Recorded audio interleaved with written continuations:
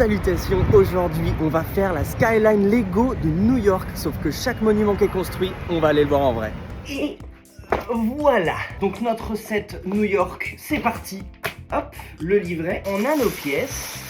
Sauf que là, la plus importante, New York City. Non pardon, je me suis trompé, c'est celle-là la plus importante. Donc on va commencer par faire le socle. Je crois que New York c'est la meilleure ville à faire en Lego parce qu'elle est déjà toute carrée quadrillée de base. C'est le Lego qui sera le plus fidèle à la réalité. Ça y est, notre socle est fait avec le nom de la ville. Voilà, maintenant il faut dresser les monuments. Et on va commencer par directement la Statue de la Liberté. Donc même pas Manhattan, c'est l'île de la Liberté.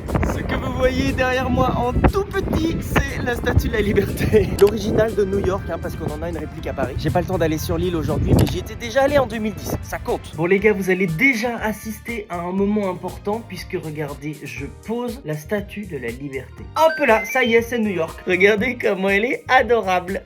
J'imagine que vous êtes déjà au courant que c'est un cadeau de la France aux États-Unis en guise d'amitié. C'était en 1886, donc il y a 140 ans. Elle a été faite en France par Auguste Bartholdi, donc qui a aussi fait la fontaine Bartholdi et le lion de Belfort. Mais la structure à l'intérieur, c'est Gustave Eiffel qui l'a faite. Ça, j'ai pas besoin de vous le présenter. Alors même si elle a l'air toute petite comme ça, elle fait quand même, avec le socle, ça fait presque 100 mètres de haut, donc c'est giga immense. Et puis au début, surtout, elle était pas verte. Ça, c'est avec le temps à cause de l'oxydation, mais à la base, elle était une sorte de marron rouge un peu brillant, un peu comme les pièces de monnaie, tu vois. Sauf que ça fait plus de 100 ans qu'elle a tourné au vert comme ça, donc maintenant c'est ça la couleur officielle. Et c'est cette couleur que l'équipe de France portera à la Coupe du Monde qui va se passer aux États-Unis cette année.